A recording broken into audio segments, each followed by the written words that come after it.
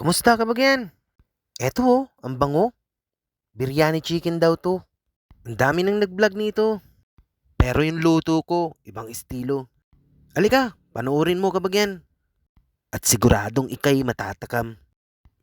Pero teka kabagyan, kaunting trivia lang. Yogurt kasi, ang bida dyan.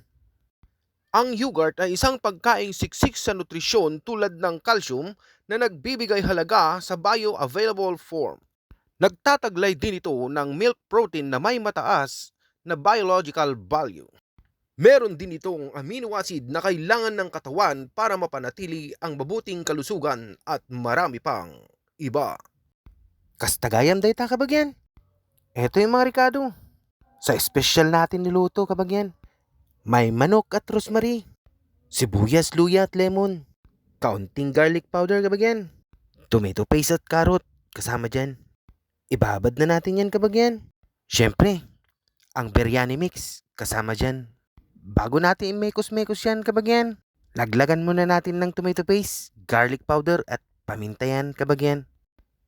Iwisik mo na yung pampalasa at lemon dyan kabagyan. Shout out sa'yo Albert Campilan at Neil Catalan. Pagkatapos kong kamayin dyan kabagyan, sinet aside ko na yan. 30 minutes lang. Okay na yan kabagyan. Sisimulan ko na ang pagluluto. Ang una ay prito. Bibilisan ko kasi alam ko gutom na kayo kabagyan. Baliktarin ko na agad yan kasi mapula na yan. Ganyan yan kabagyan, half cook lang yan. Para pag pinakuluan kasama ang bigas, hindi siya kakalas. Pangalawang salang kabagyan, sarsa naman. Inuna ko dyan ng margarin, luya at sibuyas na din. Dinugso-dugsol ko lang kabagyan.